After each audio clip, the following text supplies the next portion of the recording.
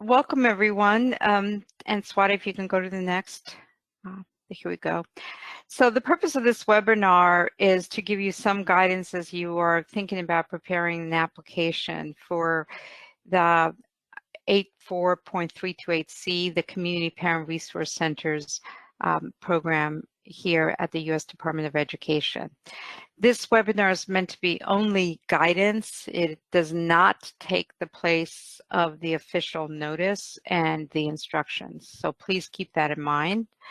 I will also just be going over some more details, but there is a recorded webinar that goes over broadly about how to apply for discretionary grants broadly, any discretionary grants. There's also a webinar about applying to this grant in particular that's also recorded, so you can certainly listen to those two webinars in order to get a better grounding in terms of what you're supposed to be doing.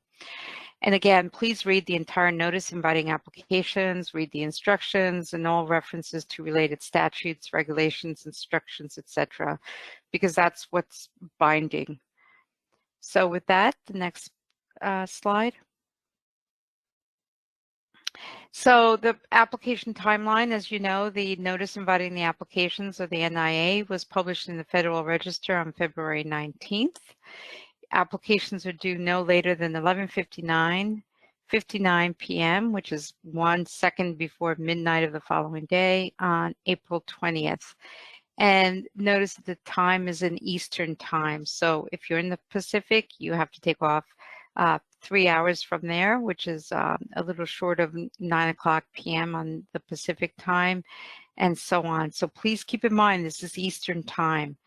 No application will be accepted if it's received even a second after that time period. So it's really important that you keep this in mind and that you think about submitting your application prior to this deadline. Next slide.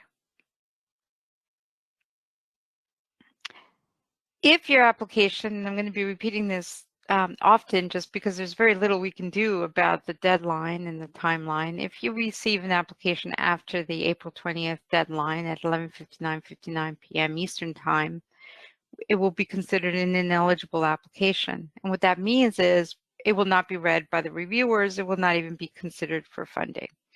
Another reason why your application may be ineligible is if you don't address the published priority. What that means is we are going to be going over what we require you to do in this notice.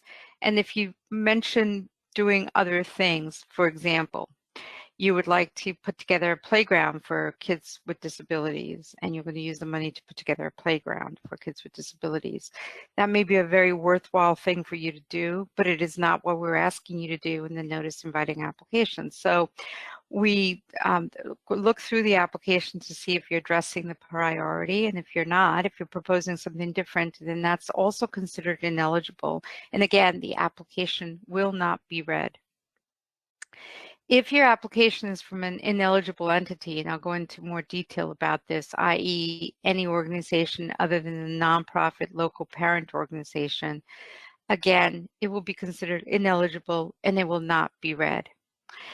The other thing is duplicate applications, which are the last eligible applications received. Duplicate applications, if you submitted more than once, we will only read the last one. So let's say you submit an application at 9:00 that morning of April 20th, 9:00 in the morning Eastern time, you realize you made a mistake and you need to resubmit it. You can then change your application, resubmit it, and you submit another one at 10:00 a.m. That last one is the one that's going to be considered eligible. So you will get a letter saying that the first one you submitted was ineligible, but that eligible one at 10:00 will still be read. So don't panic if you submit multiple applications and you get a letter saying one of them was ineligible because you had duplicates. Okay. Next slide.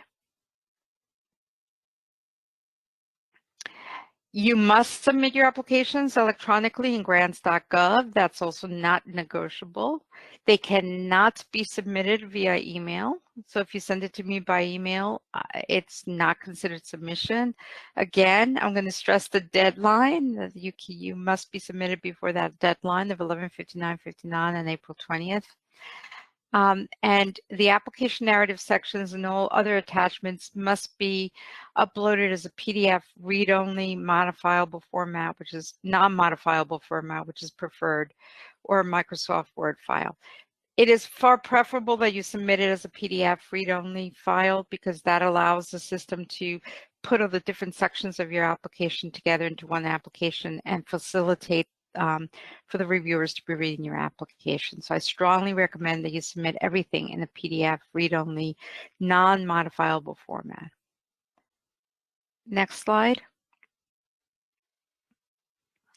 So program information.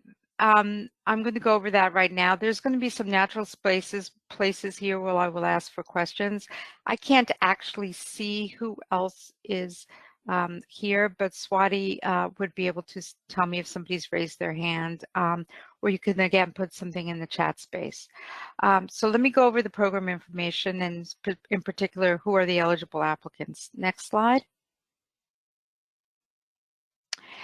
So the eligible applicants come from the law. In the Individuals with Disabilities Education Act, the law that governs this competition, it's very particular that only local parent organizations can apply for this grant. So what is a local parent organization?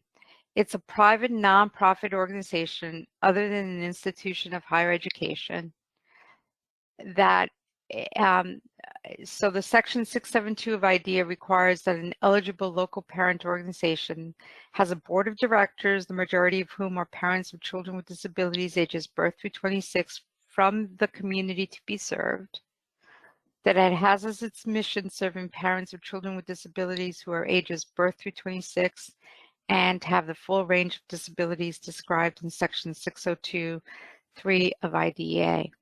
So I want to stress, it cannot be an institution of higher education.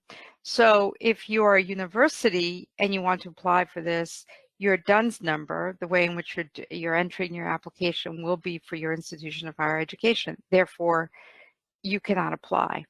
If you're a school system and it's the school system or the school itself with their DUNS number who's applying, they're not a local parent organization.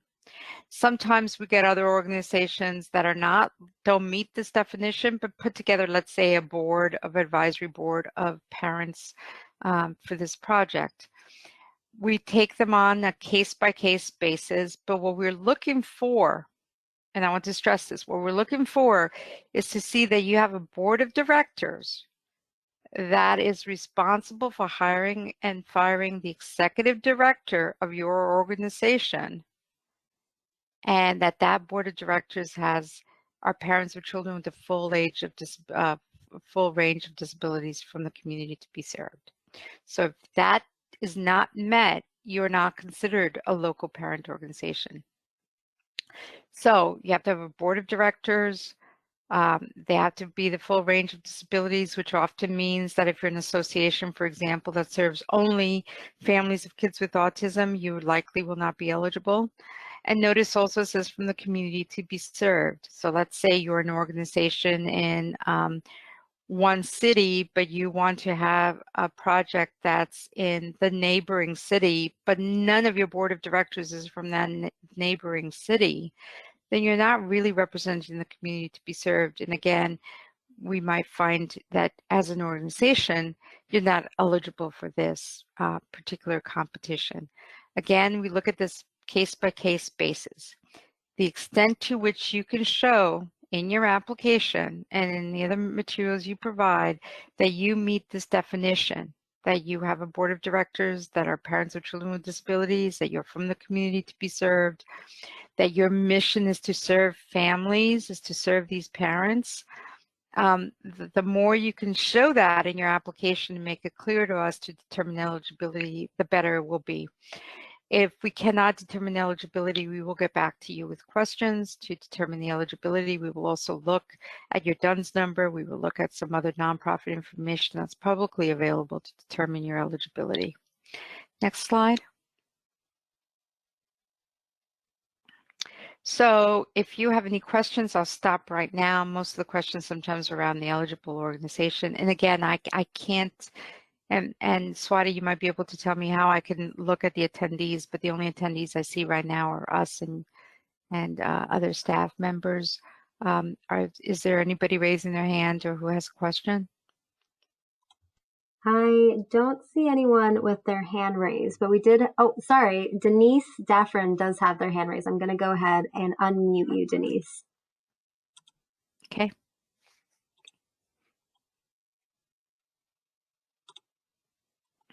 Denise? Well, I think her hand went back down. So, nope, okay. no. Oh, I'm here. Can you hear me now? Sorry, I didn't realize I needed to unmute. So, okay. My question has to do, it says parents. I would assume would that also be for like grandparents of children with disabilities? You will see in the notice inviting application, it defines parents. Most of the time, it has to be a parent or a legal guardian or a grandparent who has legal responsibility for that child. Legal responsibility for that child. Yeah, okay. And that's the way it's defined in the statute. And there's a note in the notice inviting applications defining what we mean by parents. Okay. All right. Thank you so much. Yes, and there has to be the majority. There's a question here from Renee saying, can the board of directors include professionals? Yes, absolutely. If you look again in the notice itself, IDA says that the board should include professionals to serve families and children with disabilities. What we're looking for is a majority, and we're looking for a simple majority. We're not looking for super majority or anything. We're looking to see that the majority are parents of kids with disabilities. The rest can be professionals. In many cases also, it might be self-advocates, people who themselves have disabilities but may not be parents. That's fine as long as the majority are parents from the community to be served. And I also want to say parents of kids in that age range. So if they're majority parents with kids who are in their, who are not kids anymore, who are adults in their 30s or 40s, that can also be problematic. So the extent to which you can show you have a majority parents that the kids fall into roughly that age, they're rough, you know, that they represent a kind of a general, lots of the disabilities, including an IDEA, and they're from that community to be served, that would be super helpful in determining eligibility. Okay. Okay, so we'll keep with these questions. Next slide, please. So I'm going to go over some competition information, including whether the expected project outcomes and activities, what we're going to be using to selection criteria, and some application requirements and general requirements. Next slide. So expected project outcomes. What we expect, and again, this goes back to, are you addressing the priority? We expect that there would be increased after the project and parents are served, that there be increased parent capacity to help their children with disabilities improve their early learning, school age, and post-secondary outcomes, that there would be increased parent knowledge of educational and early learning options available to them in the community, and that also we're also serving youth with this, that there would be an increased capacity of youth with disabilities to be effective self-advocates. So those are the big project outcomes. There's much more fine detail in the notice inviting application as to what these things mean and how you might want to show that you would be doing this. You would be helping the families get to these project outcomes through your services. But these are the general ideas of what should be expected. Next slide. So some of the expected activities, and again, this is very general. There's much more specific information than notice, that you're going to be providing individualized assistance, training, and resources to parents to help parents work with schools, to help them work with early childhood providers and early childhood and educational systems to meet the unique needs of their children and set high expectations and challenging objectives for every child with a disability. That you're going to provide high quality, accurate and impartial information to families of children with disabilities on the range of educational options that may be available in their states and local communities, and that you're going to coordinate with the parent training information centers that are funded in your states or region of your state. So those are the three big things that we expect in terms of expected activities. Let me point out a couple of things. When it talks about coordinating with your Parent Training Information Center, that does not mean that you have to have a formal memorandum of understanding or anything necessarily that formal. If you want to show this through having kind of a letter of support, that's completely up to you. We just want you to have something in the narrative to talk about how you're going to coordinate with parent training information centers.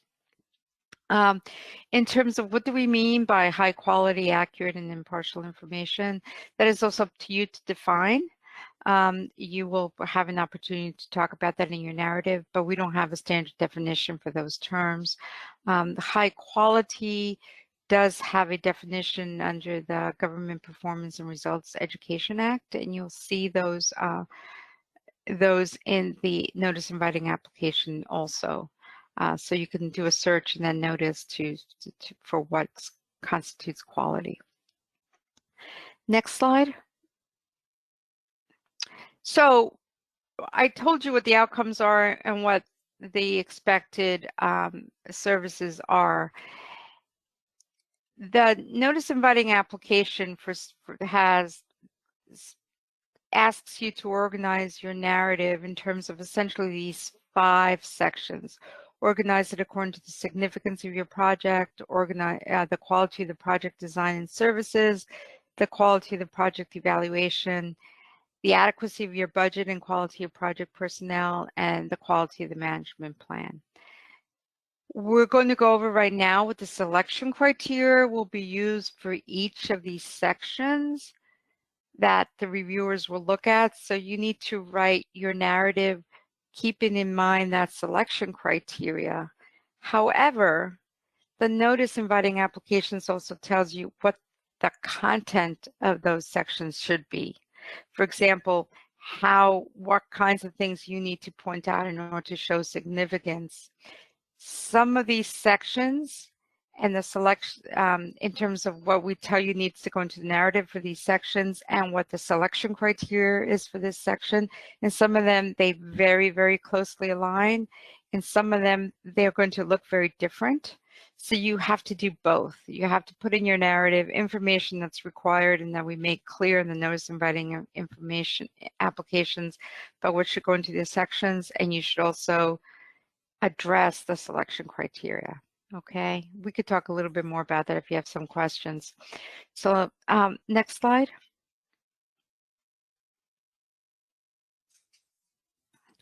So significance, what you need to put in the slide for significance in your narrative is you need to have information on the needs of families and youth with disabilities in the geographically defined community you're proposing to serve. You need to put in how the project will address the needs you've identified in the communities. You have to put in that you know best practices in how adults learn and how to train adults and how to reach out to adults. That you need to have a knowledge of educational practices and that a knowledge of how to identify with and work with a variety of partners. So that's what the significance section, that's the content that you should have in there. Next slide. But the selection criteria is slightly different. And what the reviewers will look at is for 20 points, the extent to which the specific gaps or weaknesses in the services, infrastructure, or opportunities have been identified. Have you done a good job of identifying the need? And will be addressed by the proposed project, including the nature and the magnitude of those gaps or weaknesses. So, have you identified those gaps and weaknesses, and have you talked about how the project will address those gaps? And then the importance or magnitude of the results or outcomes likely to be attained by the proposed project. So have you also made a good argument for why your project is going to meet those needs and you would have really good outcomes? And that's going to be 20 points. So that's selection criteria for the first 20 points. Next slide. the single largest point values for the quality of project design and services. And in here in the narrative, you're going to talk about a project logic model and how it will guide the project. Your logic model will not be in the narrative, it will be in Appendix A, and I'll talk about that in a little bit. How you will develop and implement outreach plans for families and youth with disabilities, the high quality services that you are going to provide that increases parents' knowledge and capacity to improve outcomes for their children, the high quality services you're going to provide to increase youth with disabilities knowledge and capacity to be effective self-advocates, how you will use best practices in providing training and information to families, how you will establish cooperative partnerships, and how you'll network with agencies serving families and youth. So all that goes into the quality of project design and services in that narrative section. Next slide. As I mentioned, you'll have 30 points on this, and they're going to look for a lot of things, the reviewers. They're going to look for the quality and sufficiency of your strategies for ensuring equal access and treatment for eligible project participants who are members of groups that have traditionally been underrepresented based on race, color, national origin, gender, age, or disability. So many of you are going to be proposing community parent resource centers in communities where people are very underserved. So this is going to be relatively easy in that this is your population that you're serving, people who have received some sort of unequal treatment in the past.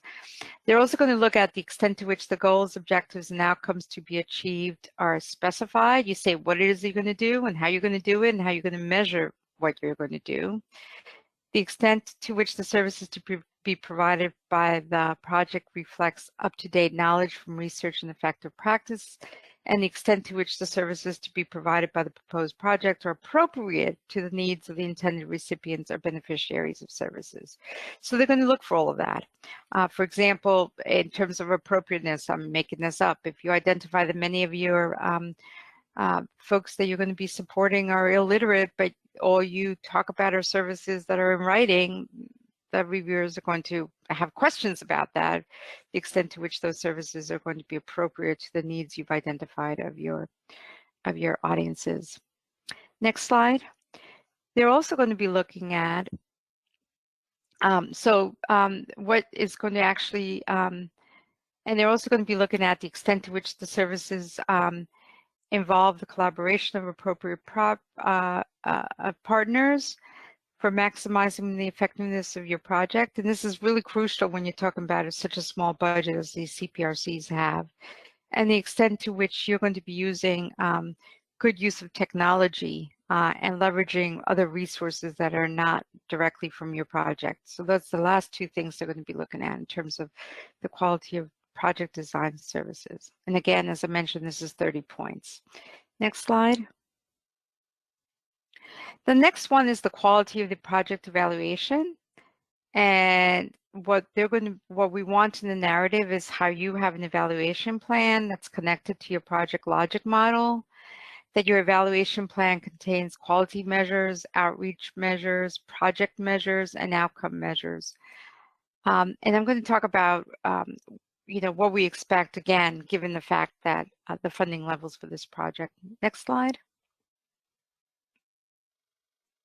So when they're looking at the selection criteria for the quality of the project evaluation, they're going to look to the extent to which the methods of evaluation are thorough, feasible, and appropriate to the goals, objectives, and outcomes for the proposed project. So are you doing something that's appropriate given the kind of work that you're doing, that you're proposing to do?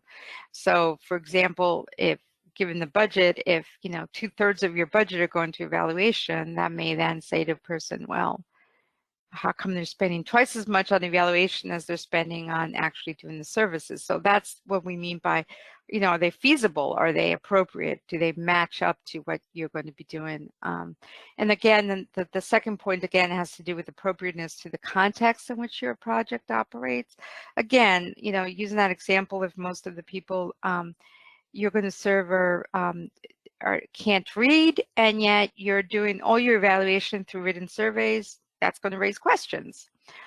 The extent to which the methods of your evaluation will provide performance feedback and permit periodic assessment of progress towards achievement of intended outcomes. That means, are you going to be evaluating things so you know, hey, we're going off the wrong path, we need to change things in order to do good services. And then again, the extent to which the methods of evaluation include the use of objective performance measures that are clearly related to the intended outcomes of the project and will produce quantitative and qualitative data as much as possible. And again, within the parameters of your project. Next slide.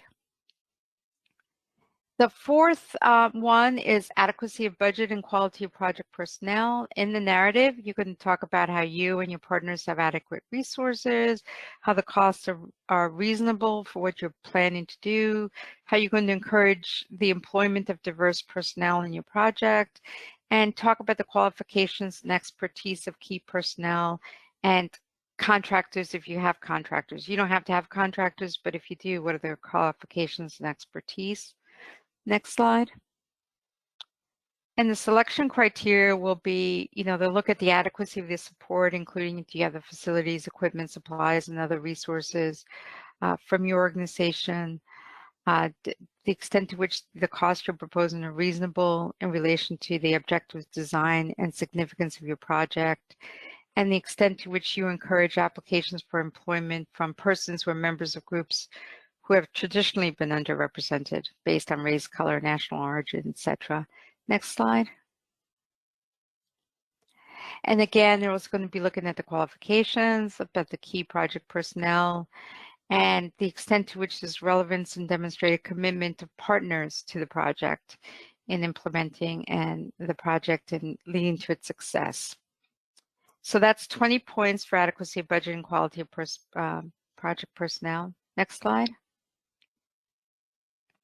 So the last section is quality management plan. How are you going to manage this project? So what you need to describe in your narrative is how the project will meet outcomes on times and within budget, how the key personnel and contractors will be managed, how are you going to use your board of directors, and how are you going to use diverse perspectives in the management of your project. The quality and the relevance of the project services, the accuracy, how you're going to report on it, the accuracy of annual reporting, and how you're going to collaborate and use our technical assistance. We have a very good system of technical assistance to community parent resource centers and parent training information centers. So you need to talk about how you're going to use that technical assistance in order to maximize the success of your project. Next slide. And then in terms of the selection criteria, they're going to look at the adequacy of the management plan to achieve the objectives of the proposed project on time and within the budget, including to see whether or not you have very clearly defined responsibilities for people, the timeline and milestones for accomplishing the tasks. They're also going to look at the extent to which the time commitments of the project director and the principal investigator, and let me say some of this language is required, it's standard.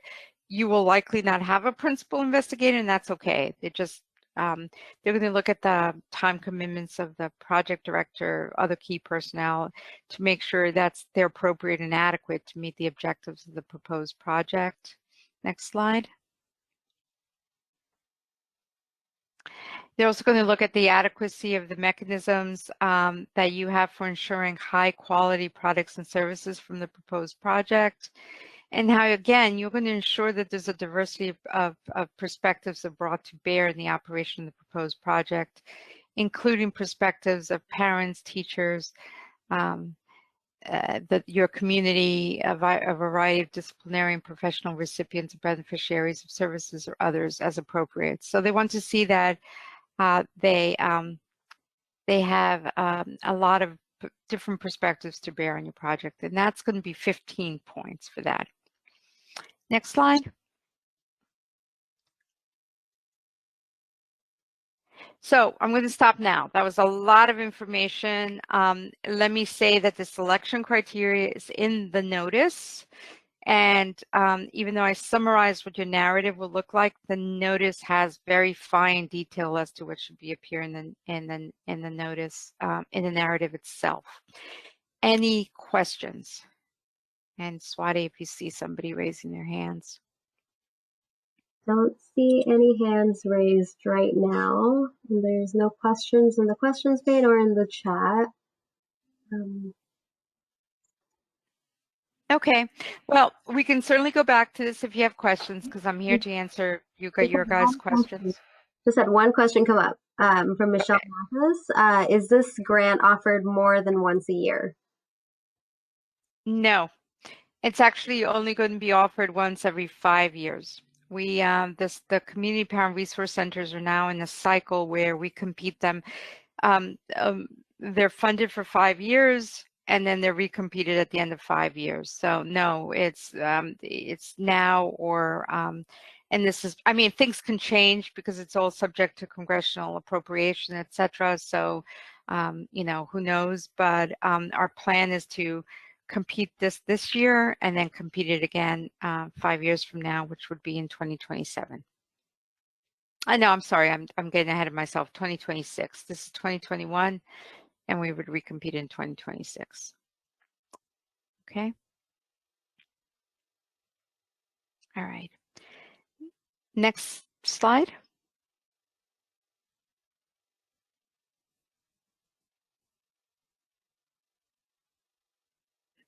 So other application requirements, you have to include in Appendix A a logic model for the project.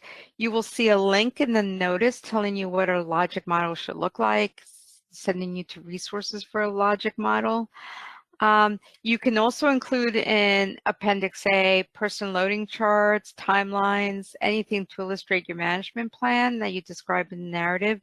So you can use Appendix A to put in that kind of information.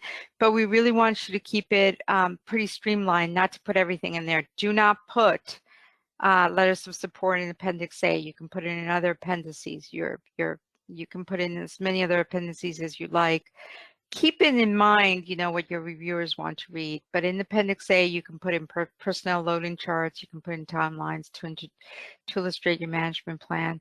And you must include in the budget travel funds to support project directors' attendance at one annual meeting sponsored by either the Office of Special Education Programs or the Regional Parent Technical Assistance Centers at a minimum.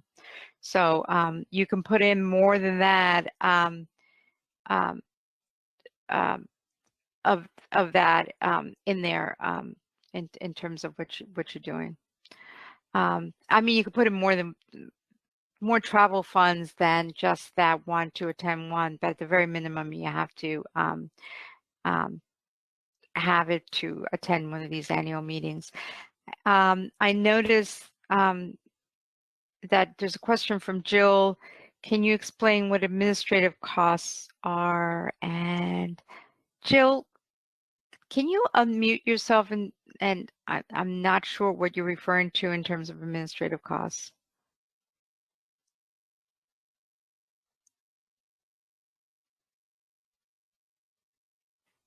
Jill, I unmuted you. You're able to speak up.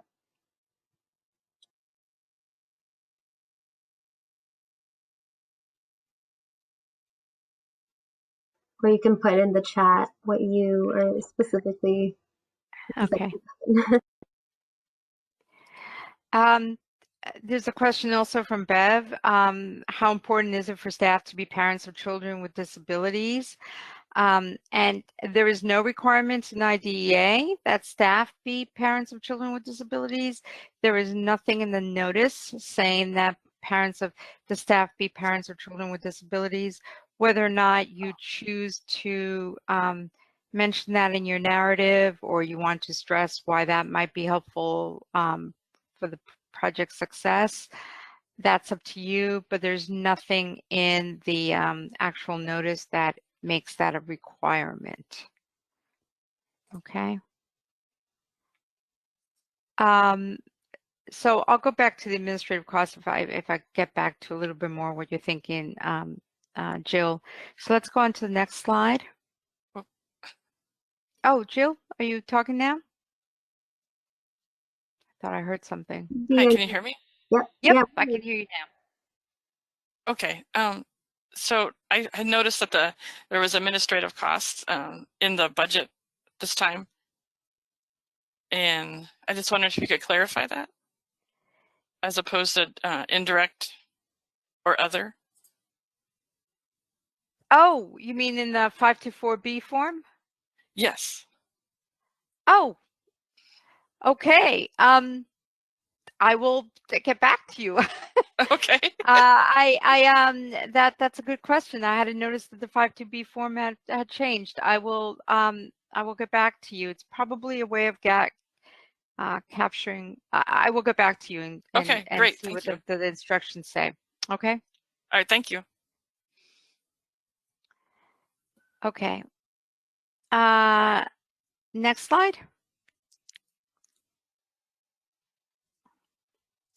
You're also required to maintain a website that meets government or industry recognized standards for accessibility, and that includes a current calendar of upcoming events, free informational publications for family, and webinars or other online multimedia resources. In the past, community parent resource centers did not necessarily have very active websites, but certainly ever since COVID-19, the importance of having virtual ways of interacting here have become even more important. So it's important that you have a website. And then you also have to give some sort of assurance that the information provided to parents is accurate and impartial. And again, we leave it up to you to define what accurate and impartial means and how you make that assurance. Okay, next slide. General requirements. These are for all grants under the Office of Special Education Programs. Recipients of funding under this competition must make efforts to employ and advance in employment qualified individuals with disabilities. Each applicant must involve individuals with disabilities or parents of individuals with disabilities in planning, implementing, and evaluating the project. Again, that's probably easy for you all to meet since you have a board of directors. And then you also must describe the steps to ensure equitable access and participation in your programs for students, teachers, and other program beneficiaries with special needs, which again is packed and parcel of what you do. But you nevertheless have to state that in your application. Next. Okay, so submission tips and SAM registration. So submission tips, I already mentioned it. You must register early. If you're not already registered, please register early. It takes sometimes 5 or more business days for grants.gov to work for you. So you have to be registered in the System for Award Management, or SAM. It has to be current. It expires after a certain amount of period of time, and then you have to make sure it's up to date. Don't assume it's up to date. When you get off this call, make sure that your SAM registration is current if you haven't done it already. Please submit early. Don't wait until the last day to submit your applications. Grants.gov will put an automatic date stamp on the application and then process it to send it on into our system in G5 after it's been fully uploaded. Please verify your submission is okay. Verify the grants.gov received your submission on time and that it was validated successfully. You will get an email saying that. So make sure you have that email in terms of verifying the submission was okay. So this is really, really important in that sense. Okay, next slide. So System for Award Management, SAM, again, you have to have an active Dun & Bradstreet number in order to register in SAM. If you don't have it, please do it. And again, start it now if you haven't done it. Okay, next slide. Max application tips, maximum funding level is $120,000 annually. If you put an amount over that $120,000, your application will still be read, but you will not receive any more than $120,000 annually. Please notice the recommended organization, page limit, spacing, and size. If you follow that recommended sizing, recommend recommendations, it really facilitates the application review process. So, for example, the recommended page limit is 50 pages. If you go over 51, it's over that, and you're like 51, 52, that's fine. The application will still be read. However, if you're going to 100 pages of narrative, that may be problematic in terms of the reviewers being able to read it. If you don't do it double spaced and you do it single spaced, for example, again, that becomes very difficult to read. So do try to stick as closely as possible to the recommended organization, page limits, spacing, etc., because it does really facilitate the review process for the reviewers. As I mentioned, read-only, non-modifiable PDF files facilitate the consolidating of application elements and review process. And again, please read carefully the grants.gov submission procedures and for applicants that's found in Section B of the application package. So read that also carefully. Next slide.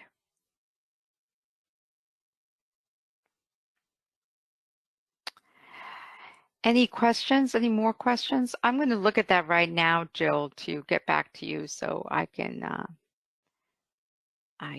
give you an answer to that. So Yeah. if Swati, if you see another, Yeah, there's a hand raised. Denise Daffrin has her hand raised again, so I can go ahead and unmute her. okay. There's Denise. She's unmuted now. Okay, hi, thank you. Can you hear me okay? Mm-hmm. Okay, so this would be our organization's first time to move into the federal grant process. So, and I will learn more from one of our advisors who works on federal grants on a regular basis. But I'm assuming that this particular opportunity is for the Parents Resource Center. And the SAMs that you use to register as an organization to go through the federal government process, is that SAMs used for all federal grants, or is that just for this particular one? It's used for every, if once you're registered in SAM, then that's the way you can register for other opportunities. That's my understanding. Okay. And your SAM's registration is tied to your Dun and Bradstreet number. Okay, gotcha. All right. So it sounds like it's going to take us a while to get that piece of it done. So it's probably advantageous to go ahead and do that for any kind of grant opportunity that we want to move forward with. Correct. Okay, great. Thank you. All right, thanks. And Bev McCarty has her hand raised, so I'm going to go ahead and unmute her as well. Okay. Sent you an unmute request.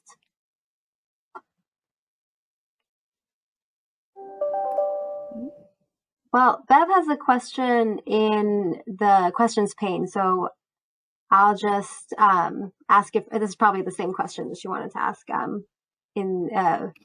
by speakers. So she asked, want to confirm that double spacing is required in tables such as person loading charts, logic models, etc. Good, very good question, Bev. No. Things in Appendix A, because visually it's just going to look really difficult, can be single spaced. So anything that's in Appendix A and other appendices can be single spaced, because visually it might be very difficult to have it double spaced and look correct. Okay. The recommendation for double spacing applies to the narrative sections.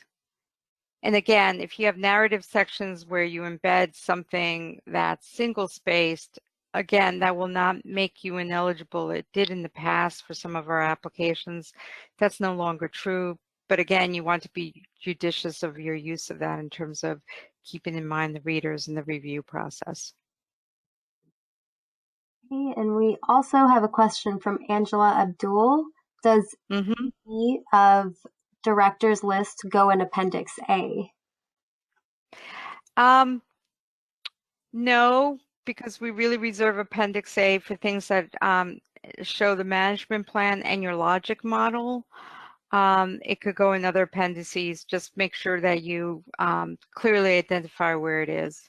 And you can certainly refer to it in your narrative, pointing out where it is. But no, it should not go in Appendix A. All right, so that's all the questions I see.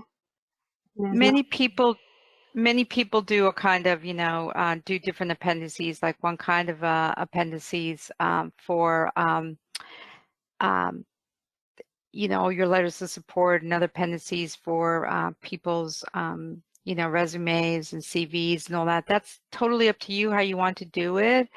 But you should not put your list of your project. You should not put your list of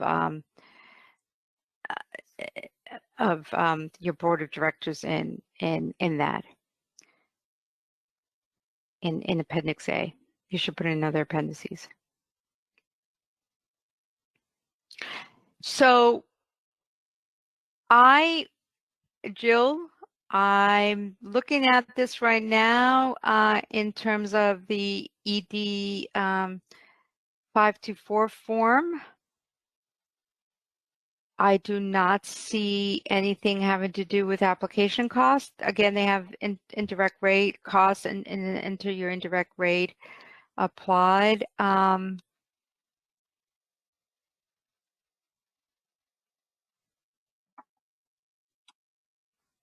So I'm not sure what you're referring to in terms of administrative costs.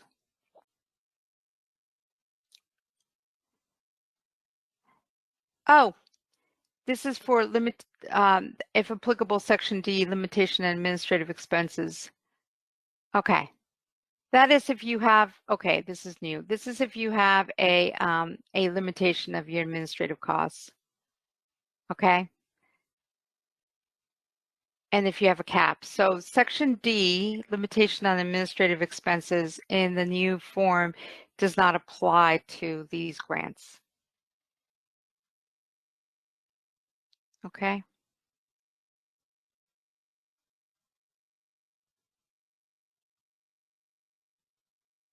So Section D, limitation on administrative expenses, says if your program is subject to administrative cost cap as of the program's notice inviting application, and it's not, so.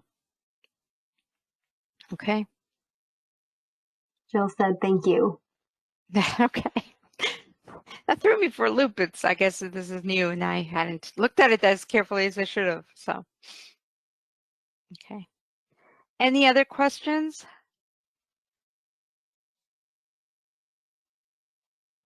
Not seeing anything else. Okay, so let me just go over some general things. I'm always available to you all. You can send me the easiest thing right now, especially considering that we're under, we're all working from home because of the pandemic, is to send me an email and we can arrange time to talk. I will probably call you through Teams, which means you'll get a Washington, D.C. number, a 202 number, but won't be my actual number when I call you back. But do send me an email. That's easiest to get a hold of me then, and we can arrange, like I said, for a time to talk. Please, please, please try to submit early. If you're calling, if it's 10 p.m. at night on the 20th and you're in a panic because you can't submit it, I'm not working. So I will not be able to help you with that. So try to submit it during work hours here on the East Coast in Washington, D.C. time, so I can support you. So usually my day ends between 5 and 5:30 p.m. So that's really important that you do that. If you have questions about whether or not your organization is eligible, feel free to send that to me and I will respond to your questions. However, we don't make official notices as to whether or not an application is eligible until after we get the application. So what I would be telling you would be for guidance only. And then we would make the official determination of eligibility after the application is received. Do not be surprised if you submitted in April 20th and 2 months have gone by and you've heard nothing. That doesn't mean anything. It just means you've heard nothing. because this process takes quite a while to work its way through before you're notified as to whether or not your application will be funded. Those of you who've gone through it before, you know how long it sometimes can take. So please be patient. If you contact me, I might only be able to tell you, you know nothing yet, and we don't have it, we don't have that sent out. So that's just something that you need to know also. So just like I said, be patient. If your application is ineligible, or like, for example, you submitted a duplicate application, you will be getting a letter saying your application was ineligible sooner rather than later. So you may get that information sooner. And then, so those are some of the things that you all wanted to keep in mind. The other thing I wanted to mention for those of you who have not gone through this is, regardless of whether your application is successful or not, you will get, if your application was read and it was reviewed, you will get a copy of the reviewer's comments. And that can be very useful if you choose to apply again in 5 years, or you choose to apply for other similar grant programs. So that's just something else that I thought maybe you'd want to know. And with that, Swati, are there any other questions that have come up in the... Nope, don't see anything. No hands raised and no questions in the chat or in the questions pane. So I think we're all good. Okay. Well, again, thank you very much for being part of this, and don't hesitate to reach out if you have any further questions. And good luck with your application, and good luck with grants.gov and G5 as it winds its way through. Okay. Take care now. Goodbye, everybody.